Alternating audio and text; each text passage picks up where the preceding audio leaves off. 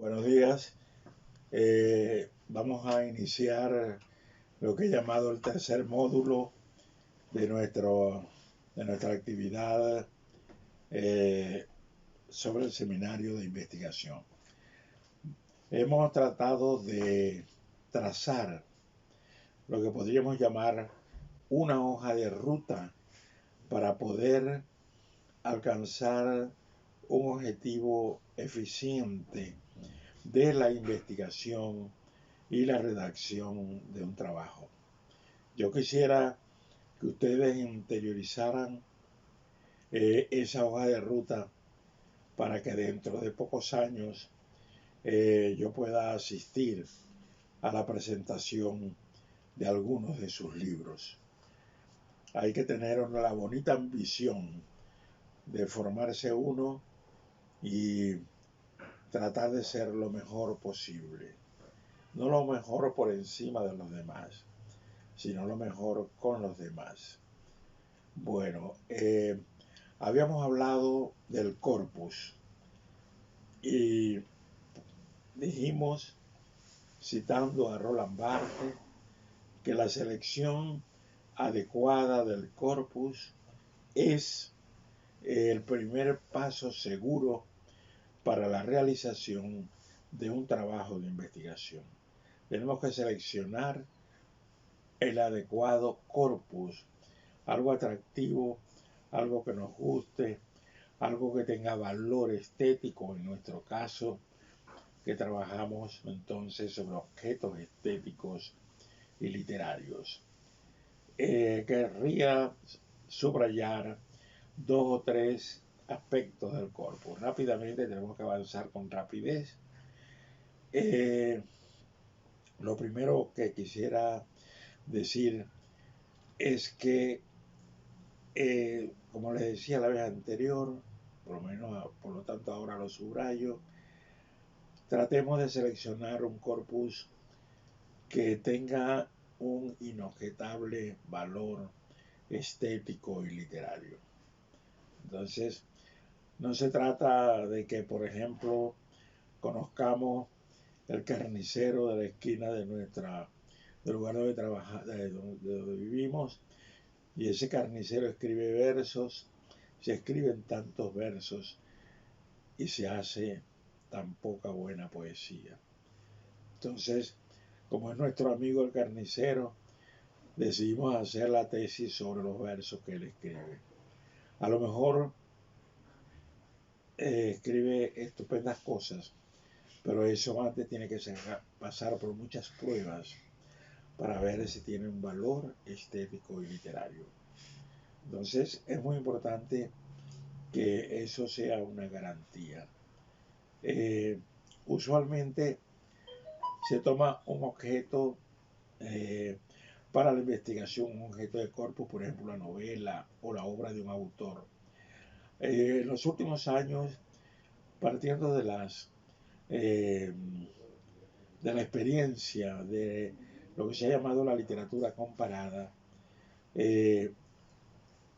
muchos investigadores toman el corpus de varios escritores o de escritores y pintores, etcétera.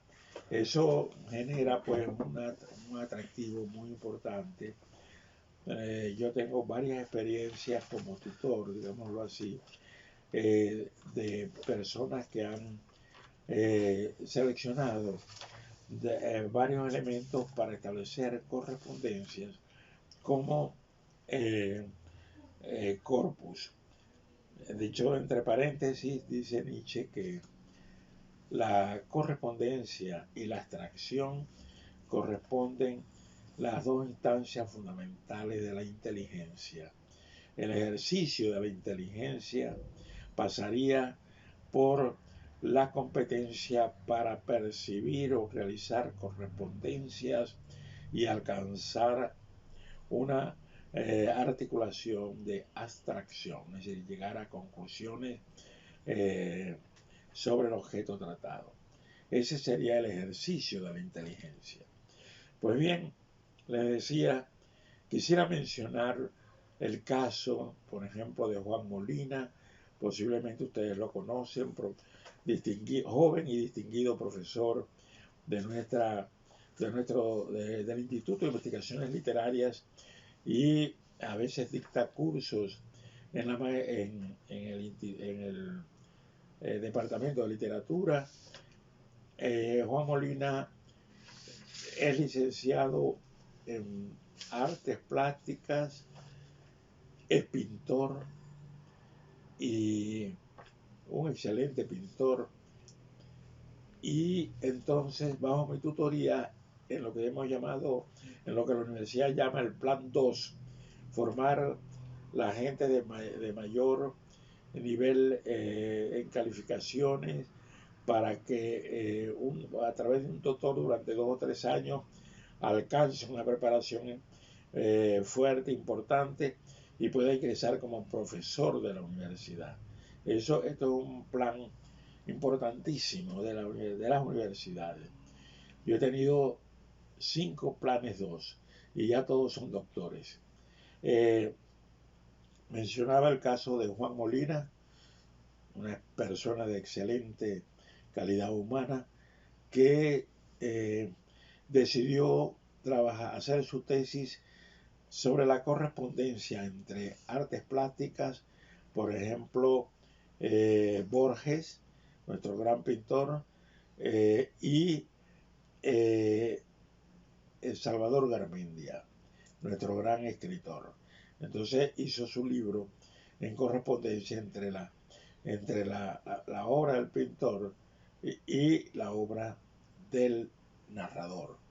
Esto es un hecho importante. Yo le sugerí esta idea a Juan, y Juan ha seguido escribiendo libros y ensayos luminosos de correspondencias entre artes plásticas y literatura. Es uno de sus temas y una de sus preparaciones y competencias fundamentales. Todo esto se origina porque cuando yo estudiaba en la Escuela de Letras de Maracaibo, cuando hacía hace ya más o menos 1500 años mi licenciatura en letras, tuvimos la oportunidad de asistir a conferencias de Ángel Rama y de la esposa de Ángel Rama sobre la obra de Feliberto Hernández, que a mí me deslumbró. Desde entonces la obra de Feliberto Hernández me ilumina. Y sobre la crítica de arte hizo una luminosa exposición de correspondencia entre la obra de Botero y la obra de García Márquez, partiendo del cuerpo grotesco, tal como se expresa en Rabelais. Esa conferencia magistral a mí me marcó, y cuando tuvimos la oportunidad de estar con Juan, yo le sugerí e hizo este tipo de libro, un libro memorable. Entonces, lo que le quiero decir es que estas posibilidades pueden situarse. A veces se toman 2 o 3 escritores con una misma dominante, con una misma intencionalidad, 2 o 3 poetas, y se hace un corpus extraordinario. La otra cosa que quiero señalar a propósito del corpus es que hay 2 tipos de corpus. El corpus que podemos llamar abierto, que parte de una tesis, digamos, deductiva, pues una tesis que luego se va a probar en un grupo de ejemplos. Pidiendo las excusas, voy a señalar como ejemplo lo que yo más conozco, lo que yo he escrito. Por ejemplo, cuando yo que escribí Los poderes de la ficción, este es un libro sobre lo fantástico en la literatura, y entonces a mí me interesó ver cuál era la teoría de la ficción, de lo fantástico en la ficción, y luego traté de ver cómo operaba, cómo se realizaba en un amplio espectro de relatos de autores de la modernidad. Este libro parte entonces de un corpus abierto. Pero yo les sugiero que para iniciar la práctica de la investigación, usted tome un corpus que podríamos llamar cerrado. Esto es, tome la obra sola de un escritor, la obra de dos escritores, la obra de un escritor y un artista plástico, y hagan entonces un trabajo focalizado.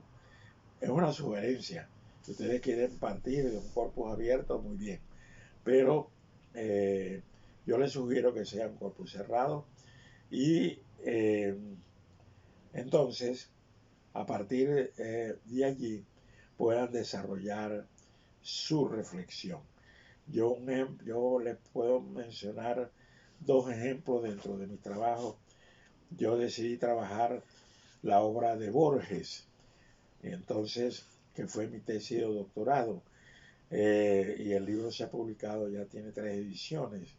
Ese libro focaliza la obra de Jorge Luis Borges, no analizo otros autores, obviamente que hago referencia a muchos, pero fundamentalmente la obra de Borges, y parto de una dominante. Ahora vamos a referirnos de nuevo a esta noción que mencionamos la vez anterior, y la dominante fundamental, hay varias en Borges, pero la dominante más importante en Borges es la representación narrativa de la paradoja. Entonces, yo perseguí la obra de Borges, poesía, narrativa y ensayo, en menor proporción, pues tiene menos ensayo, para ver de qué manera se producía la representación estética de la paradoja.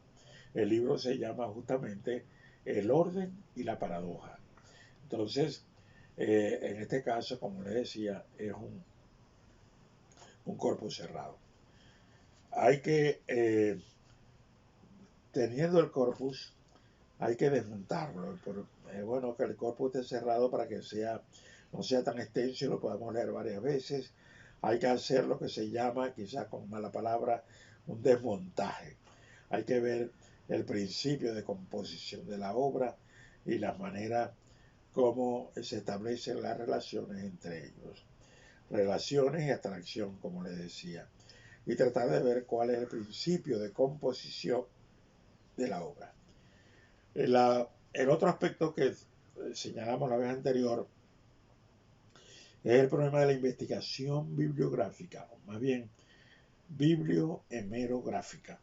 Les decía que si uno no tiene una estrategia, la bibliografía es inmensa, entonces lo que hacemos es empastelar toda nuestra investigación.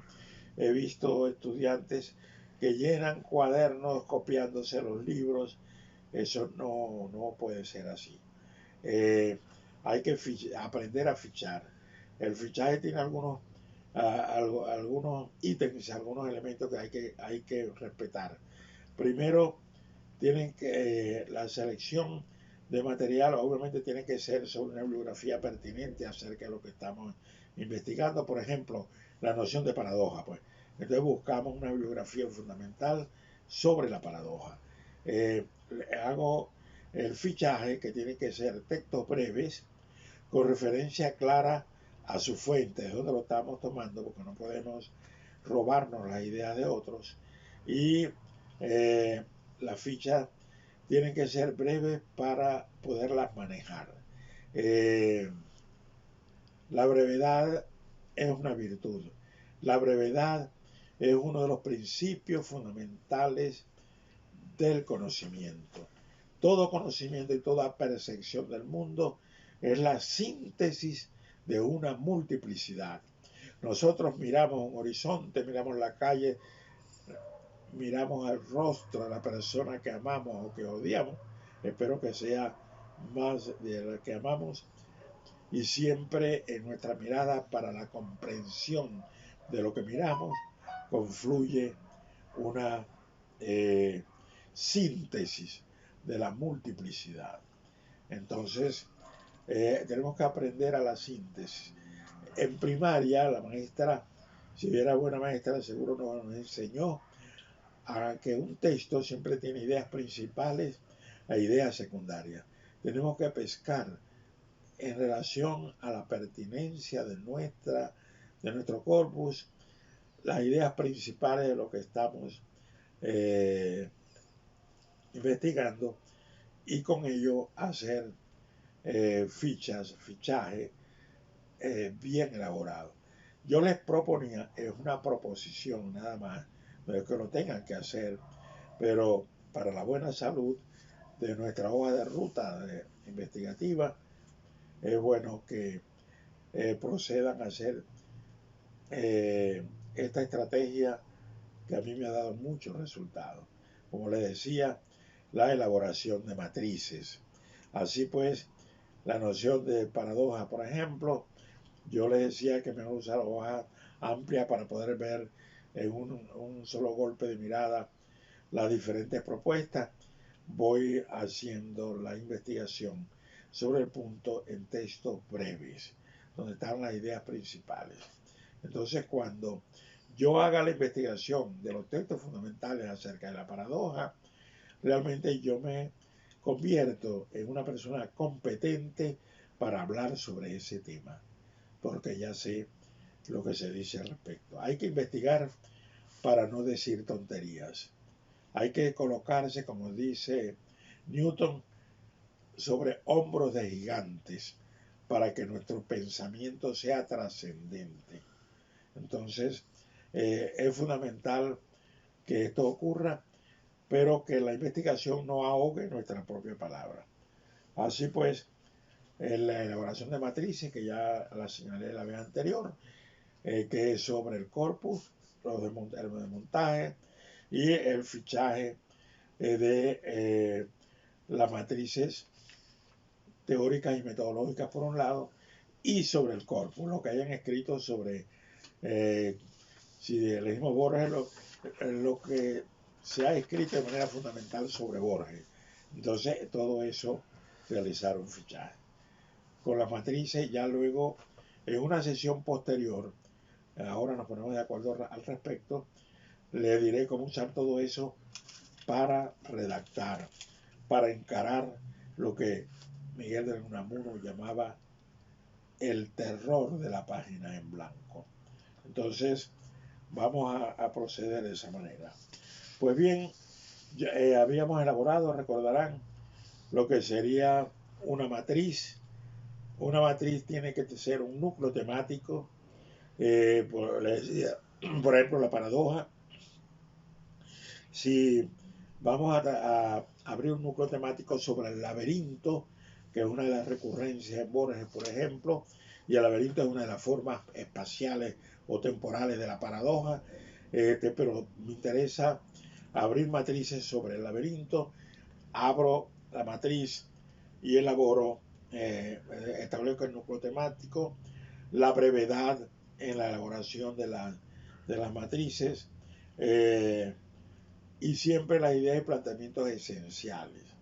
Y a cada una de las matrices breves, si es posible, nos elaboramos un título que nos permita luego ir a la matriz y no perder mucho tiempo leyéndola todo, sino ubicar lo que nos interesa.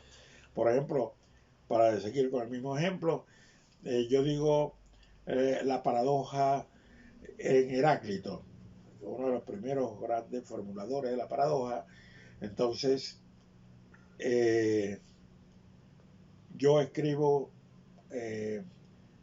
la referencia de ese punto, la paradoja en Heráclito, y entonces le coloco eso de título, la paradoja en Heráclito, de tal manera que cuando yo vaya a tratar el tema en mi redacción, puedo ubicar esa idea inmediatamente.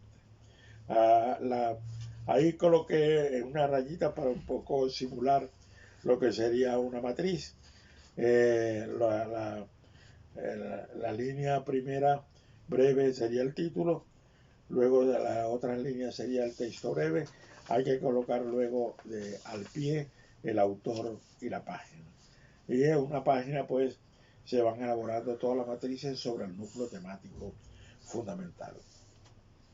Bien, uno de los puntos centrales, y ya lo vamos a ver a propósito de la lectura de la poesía, es la noción de repetición. La noción de repetición es fundamental. Así como la noción de reconocimiento, hablamos la vez anterior de esta noción, es fundamental porque forma parte del estar en el mundo. También forma parte de estar en el mundo la repetición. Somos seres de la repetición. Por eso ya Aristóteles decía que el hombre es un animal de costumbres. Es decir, siempre hacemos las mismas cosas.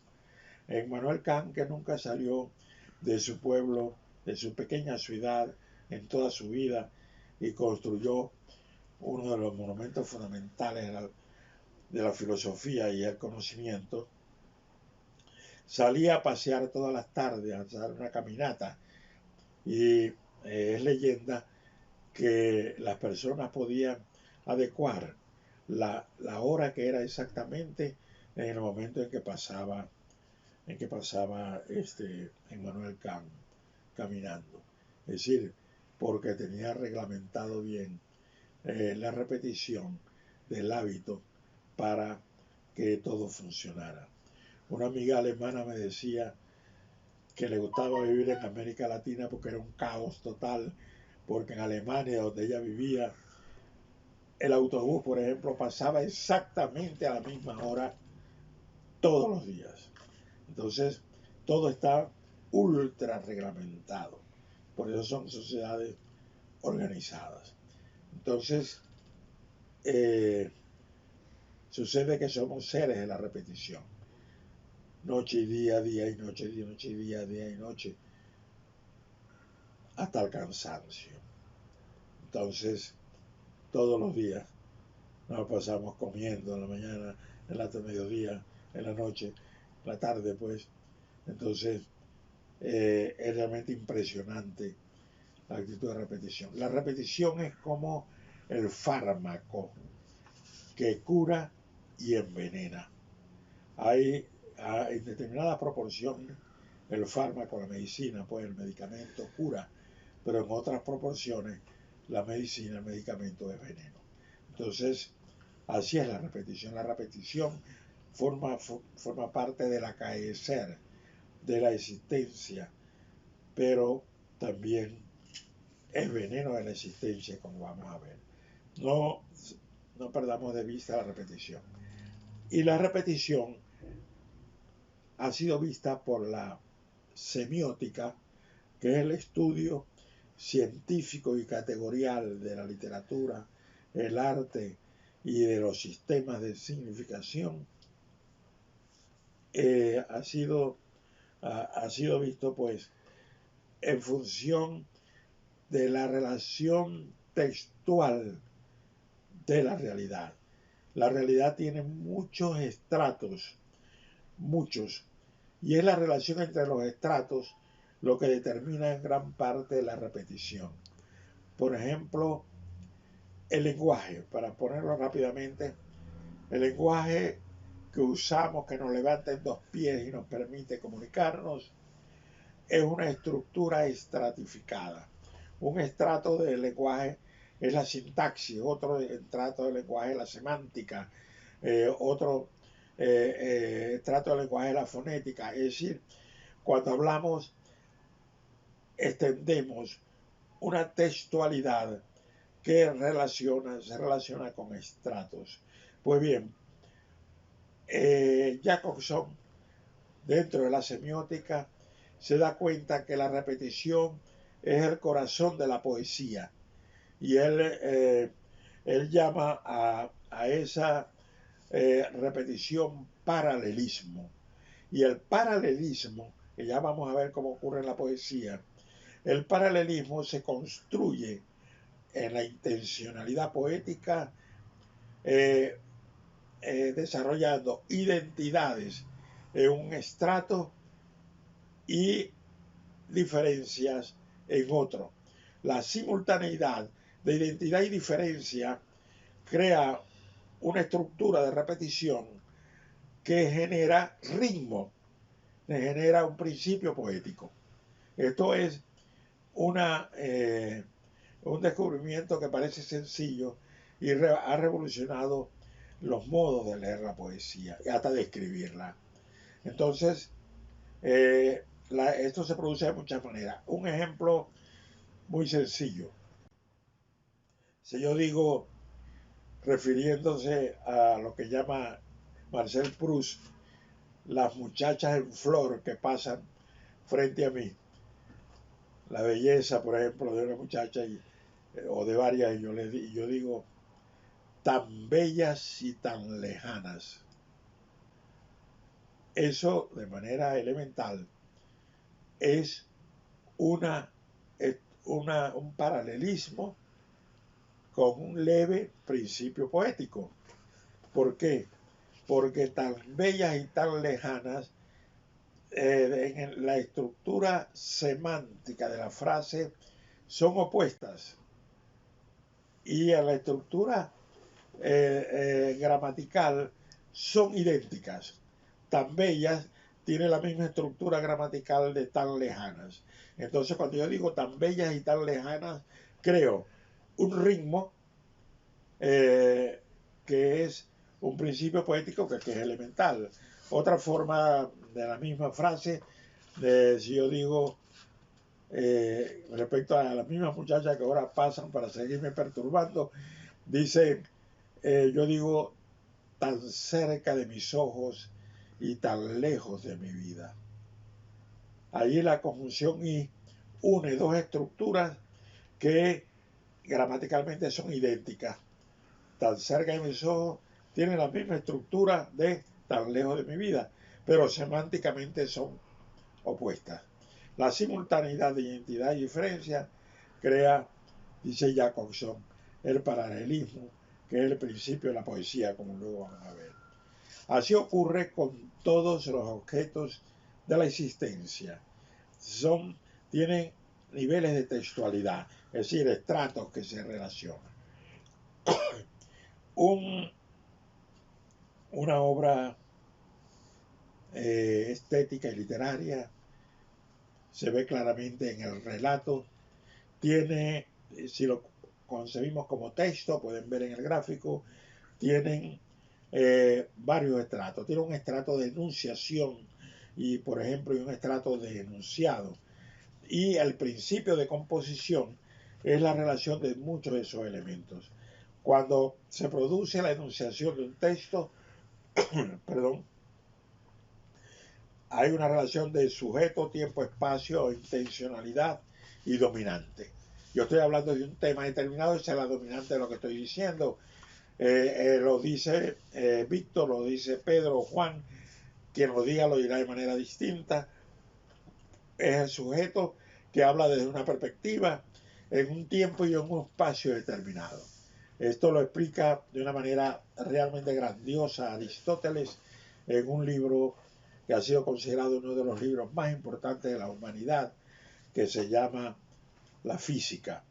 En la física Aristóteles dedica un gran capítulo al tiempo. Somos seres de la temporalidad, nuestro pasar por la temporalidad, nuestra situación de viajeros en el fluir de la temporalidad es lo que permite la existencia, pero ese fluir de la temporalidad se realiza en horizontes de temporalidad, de espacialidad. Tiempo y espacio determinan y permiten la apreciación de lo real. Y hay una intencionalidad, porque cuando yo actúo, lo hago en función de intencionalidades. Yo salgo a visitar a mi amigo y esa es mi intencionalidad para llegar hasta mi destino. En el camino, si yo no tuviese un lugar de intencionalidad para mi acaecer, estaría en lo que se llama el extravío. Es una persona que sale y no sabe hacia dónde va, ni hacia dónde viene, ni dónde está. Está en una situación de extravío. En general, la intencionalidad nos ata a el sentido de la realidad por tiempo y el espacio. Y el enunciado. Describimos siempre, contamos lo que nos pasó o lo que le pasó a alguien. En la literatura en la literatura clásica es el héroe, ese héroe fue parodiado en la literatura moderna y lo convirtió en personaje. Hay un tiempo y un acaecer de relato, un espacio de relato y una intencionalidad, y siempre la dominante. Si nosotros interrogamos la intencionalidad y la dominante, estamos interrogando el principio de composición de un texto. Entonces, habría el texto literario y su texto estético. Es una composición compleja. Por lo tanto, tenemos que aprender a leer. Tenemos que aprender a percibir bien un cuadro y para ver su intencionalidad estética y su composición. Tenemos que aprender a escuchar una obra de Mozart, por ejemplo, para gozar su principio de composición, si no nos parece un aburrimiento. El aburrimiento no habla mal de la obra de Mozart, sino de nuestra ignorancia. Esto es, en mi pueblo, en Maracaibo, antes, cuando estaba joven, en Semana Santa, las emisoras acostumbraban a poner música clásica, Mozart, Beethoven, Tchaikovsky, y entonces era una delicia para quienes nos adentrábamos en la percepción de la música clásica, pero la gente, el pueblo lo llamaba música de muerto. Ya pusieron la música de muerto. Entonces, obviamente allá hay una barrera entre la ignorancia del que no sabe percibir la belleza de esa composición y aquellos que sí la saben. Esto es a través de la sensibilidad. Entonces, nuestra tarea aquí es tratar de aprender a leer el texto estético y literario. Fundamental, pero es que es la única manera de que entre en nuestra espiritualidad y tener una experiencia estética profunda. Si nosotros bloqueamos esa entrada en nuestra espiritualidad, somos como los barcos en el océano y en la tormenta, que entra el agua y se hunde. No podemos permitir que el horror del mundo entre en nuestra espiritualidad, y lo que tiene que entrar es justamente la belleza de la composición estética y literaria. Así pues, en la historia de los estudios estéticos y literarios, fundamentalmente, que nos interesa a nosotros, interesó primero la estilística y la retórica, acercarse a una obra literaria y ver cómo estaba compuesta sus tropos y figuras, cómo ocurría el desarrollo de la metáfora que ha sido llamada la princesa de las figuras retóricas, y además cómo estaba construida las frases poéticas, que las frases poéticas se construyen a través de versificaciones con números específicos de sílabas. Por ejemplo, todo el poema en 11 sílabas, todo el poema en 9 sílabas, etc. Esa composición de retórica, de estilística y de estructura silábica y de estructura de la rima, ya es una producción del ritmo, porque el ritmo es lo fundamental en la obra estética. Entonces, toda esa relación de retórica, de versificación, de estructura de la frase, genera una estructura de repetición, que Jacobson ha visto como los paralelismos. Por cierto, que en esa estructura de repetición, de manera reiterada, se convoca la paradoja. Es importante investigar sobre cuál es el principio fundamental de la paradoja. Entonces, la primera expresión, la más inmediata del texto poético, es la estructura silábica, que al ser la misma en diferentes versos crea un ritmo. Es la estructura silábica, la rima fundamental y el principio metamórfico de la metáfora, que crea entonces figuraciones ante el lector. Vamos a leer rápidamente dos poemas, cualesquiera. Hay, en atención a las repeticiones de estos elementos que hemos señalado, se han construido históricamente diversas formas poéticas. Las odas, la estructura obviamente de los versos en tipos de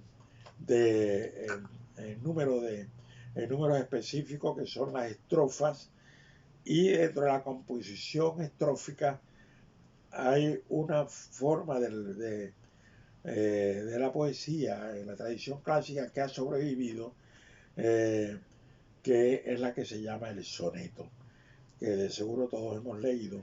Un soneto estaría formado por dos cuartetos y dos tercetos en una relación determinada de rima, que pueden ser rimas asonantes, rimas consonantes. Váyanse ustedes, por favor, a un manual de retórica y podrán ver todos estos elementos. Pero fíjense, por ejemplo, en este soneto de Quevedo, ustedes pueden seguir la lectura en el gráfico que yo voy a leerles. Es un soneto que tiene corriendo como en aguas profundas la estructura de la paradoja, y cada estructura frásica, cada frase tiene el mismo número de sílabas, que al repetirse, insisto, va creando el ritmo.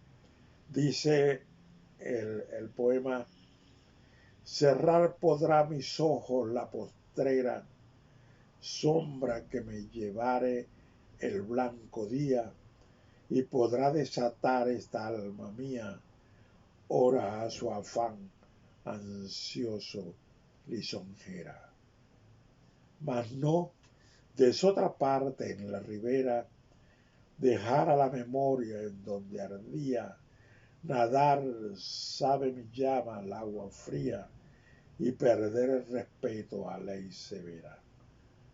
Alma que a todo un Dios prisión ha sido, venas que humor a tanto fuego han dado, médulas que han graciosamente, ardido.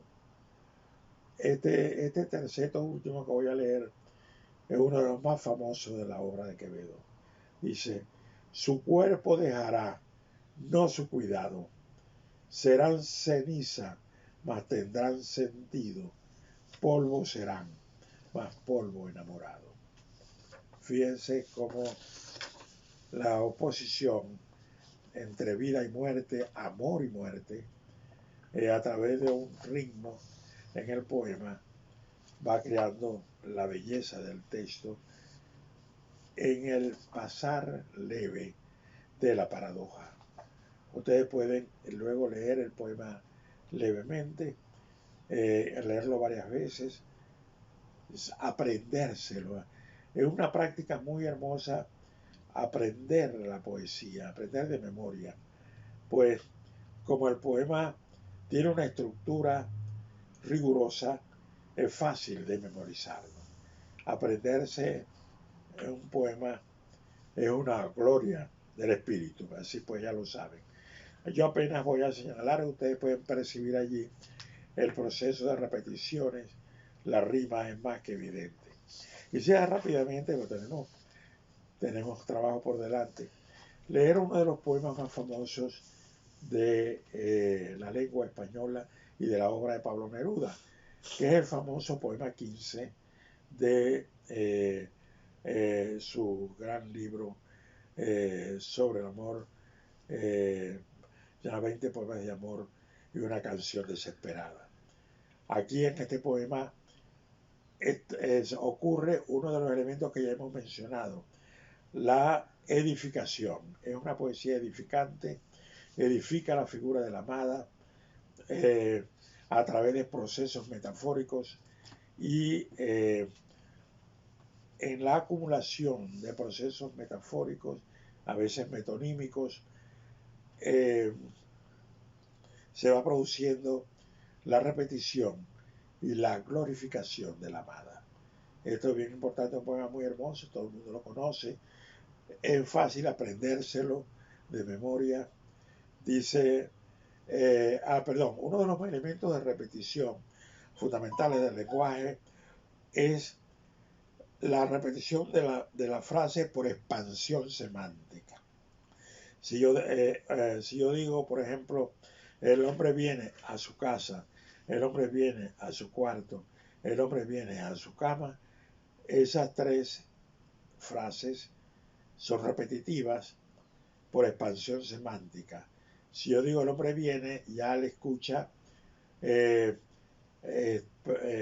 prevé que va a decir algo parecido a su casa. Es decir, la previsión crea la rapidez del sentido, de la comprensión. El poeta a veces trata de romper esa expansión semántica. Por ejemplo, una frase normal es: el hombre se acuesta a descansar. Eso es bien adecuado, ¿no? El hombre se acuesta a descansar. El poeta, en este caso Vicente Huidobro, dirá, por ejemplo, el hombre se cama a descansar. Ahí hay una transgresión, una ruptura que percibe el lector, y en esa ruptura se produce una repetición poética que mantiene entonces en la memoria el sentido del verso. Fíjense este poema de Neruda que quizá la mayoría de ustedes conozcan. Dice: me gusta cuando callas porque estás como ausente y me oyes desde lejos y mi voz no te toca. Parece que los ojos se te hubieran volado y parece que un beso te cerrara la boca. Como todas las cosas están llenas de mi alma, emerges de las cosas, llena del alma mía. Mariposa de sueño, te pareces a mi alma y te pareces a la palabra melancolía. Me gustas cuando callas y estás como distante y estás como quejándote, mariposa en arrullo, y me oyes desde lejos y mi voz no te alcanza. Déjame que me calle con el silencio tuyo. Déjame que te hable también con tu silencio, claro como una lámpara, simple como un anillo. Eres como la noche, callada y constelada. Tu silencio es de estrellas, tan lejano y sencillo. Me gusta cuando callas porque estás como ausente, distante y dolorosa, como si hubieses muerto. Una palabra entonces, una sonrisa basta, y estoy alegre, alegre de que no sea cierto. Fíjense la belleza de este poema. Es una repetición por expansión de una sola frase y a través de la acumulación de metáforas y de sinécdoques y de metonimias. Me gusta como callas porque está como ausente y me oyes desde lejos y mi voz no te toca. Parece que los ojos se te hubieran volado y parece que un beso te cerrará la boca.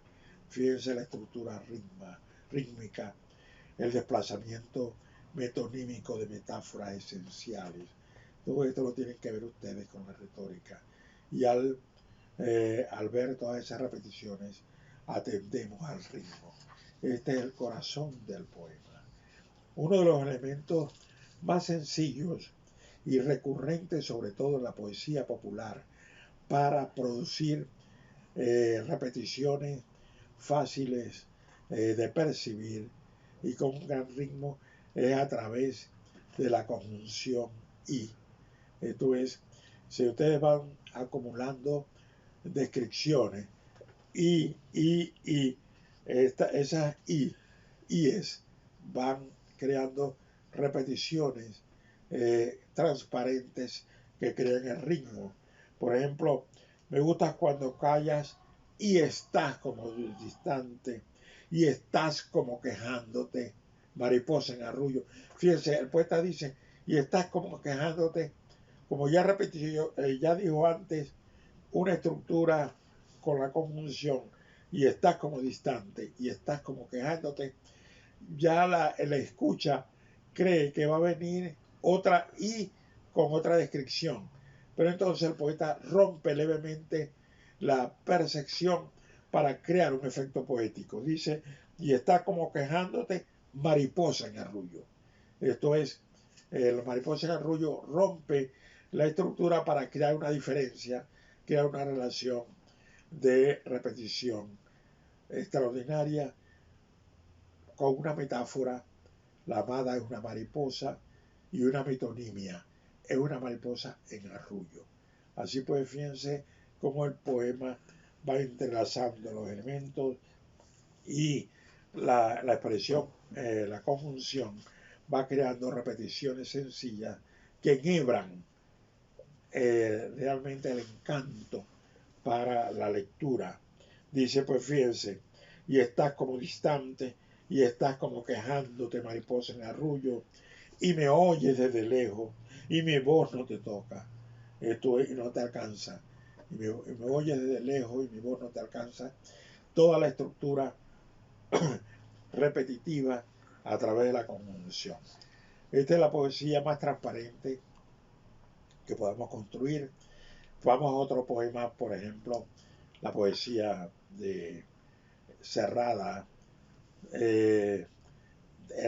casi hermética, de, por ejemplo, José Lezama Lima, y allí casi no hay conjunciones, porque las estructuras de repetición son más complejas, son elaboradas de otra manera. Entonces, ese es el principio de la construcción del poema.